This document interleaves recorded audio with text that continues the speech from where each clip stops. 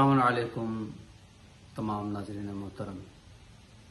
آپ تمام ناظرین محترم اور ہمارے مراجع اکرام، خصوصاً رہبر معظم اور ہمارے والی وارث امام زمانہ کی خدمت میں روح اللہ الموسوی الخمینی رضوان اللہ تعالیٰ علیہ کی رحلت کی مناسبت سے تعزیت و تسلیت پیش کرتا ہوں.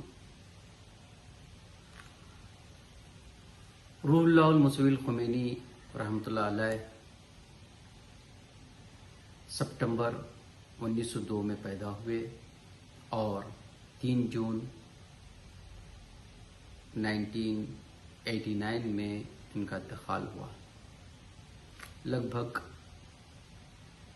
87 ایئرس ان کی زندگی رہی. بچپن سے لے کر آخر تک وقت کے بہت پابند رہے. ہمیں اس بات کا احساس ہونا چاہیے کہ ہم بھی وقت پر چلیں اور وقت کے پابند رہیں. امام خمینی کی وہ عاشورہ کی مدرسہ فیضیہ میں جو انہوں نے تقریر کی تھی 13 خرداد 1342 یعنی 3 جون 1963 میں، وہ ہم کبھی بھی نہیں بھولیں گے، کیونکہ اس کے 2 دن بعد امام خمینی کی 15 خرداد کو گرفتاری ہوئی اور تمام ایران کے شہروں میں پروٹیسٹ ہوا اور بہت سارے شہید ہوئے. یہ ایک انقلاب کی پہلی سیڑھی تھی، ایک لہر انقلاب کی چلی جس کو انقلاب سفید بھی کہا جاتا ہے. پھر امام خمینی جلا وطن ہوئے. جب عراق میں تھے تو شاہ نے 2500 سالہ جشن منانے کے لیے اور اپنا دبدبا، اپنی طاقت کو پوری ساری دنیا کے سامنے بتانے کے لیے تمام شہزادے، تمام شہزادیاں، تمام بادشاہ، تمام ملکائیں، تمام پریسیڈنٹس، تمام پرائم منسٹرز، وزراء، ایمبیسڈرز اور ٹاپ بزنس مینوں کو دعوت دی اور سب شریک رہے. 1974 میں اس کو کہا جاتا تھا صدی کی شاہی دعوت. شاید ہی کبھی ایک بار اتنے VIPs ایک جگہ جمع ہوئے ہوں. امام خمینی عراق سے کہا یہ شاہی دعوت نہیں بلکہ شیطانی دعوت ہے. کچھ سالوں بعد ہی اس کا اختتام ہوا اور بہت سے کنٹریز جو بادشاہ آئے ہوئے تھے بادشاہت سے ہاتھ دھو بیٹھے. امام خمینی جب 11 فروری 1979 ایران تشریف لائے، انقلاب اسلامی ایران کامیاب ہوا، بہشت زہرا میں اپنی پہلی تقریر کی. اس کا ایک متفکر، ایک دانشمند، ایک فیلسوف، ایک سیاستدان، ہمدرد مظلومین، طرفدار مستضعفین جہان کا اثر صرف ایران میں نہیں بلکہ سارے منطقے میں، بلکہ ساری دنیا میں پھیلا. کہیں پر شیخ زکزکی کی شکل میں ابھرا، کہیں پر عیسیٰ قاسم کی صورت میں، تو کہیں پر شیخ نمر کی صورت میں، تو کہیں آج حوثی یمن میں. یا فلسطین ہو یا بحرین یا افریقہ ہو یا یورپ ہو یا امریکہ یا ایشیا، سب جگہوں پر اثر ہوا، تاثیر ہوئی. جیسے کہ میں تھائی لینڈ میں رہ رہا ہوں.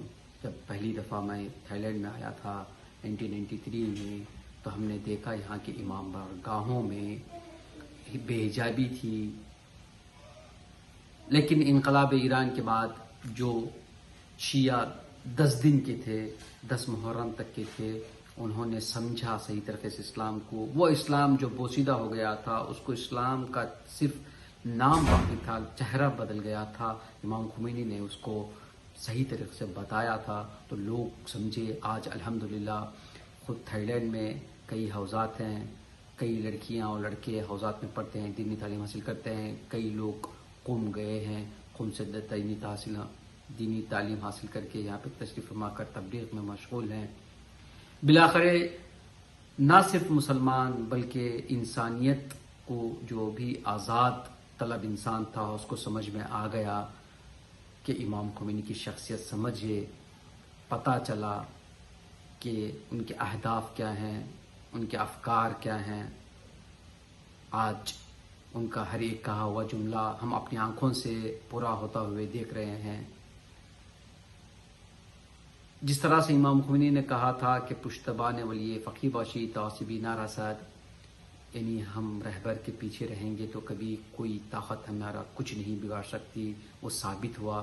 جو لوگ کہتے چلے آ رہے تھے کہ انقلابی اسلامی ایران 40 سال سے زیادہ نہیں دیکھ پائے گا، لیکن آج پورے مکمل بھی ہو گئے، اور الحمدللہ یہ پرچم انقلابی اسلامی ایران امام زمانہ کے ہاتھوں کو دیا جائے گا. اور جس طرح سے رہبر معظم فرماتے ہیں کہ امام خمینی ایک زندہ حقیقت ہمیشہ کے لیے ہیں، کیوں نہ ہو، کیونکہ ہر ایک ان کا کہا ہوا جملہ، ان کی بتائی ہوئی راہ ہم اس کو دیکھ رہے ہیں اور اس کو پہچاننے کی، جاننے کی کوشش کر رہے ہیں، کیونکہ وہ عملی طور پر انجام پا رہا ہے. میں زیادہ وقت آپ لوگوں کا نہیں لوں گا. ہر کنٹری متاثر ہوا ہے.